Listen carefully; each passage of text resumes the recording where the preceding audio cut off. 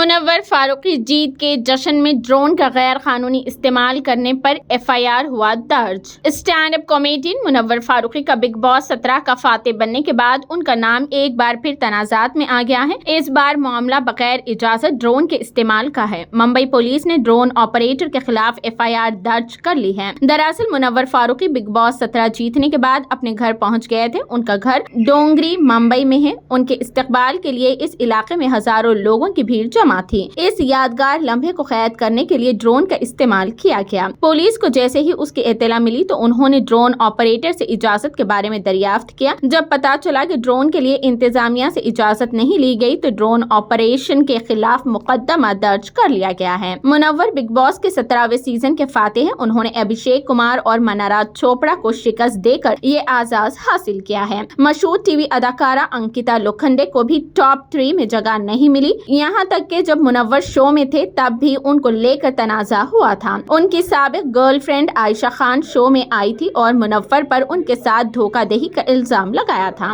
मुनव्वर भी पूरे शो में नाजिला सीताशी के बारे में बात करते रहे, लेकिन जब मामला सामने आया तो ये बात सामने आई कि दोनों का ब्रेकअप हो गया।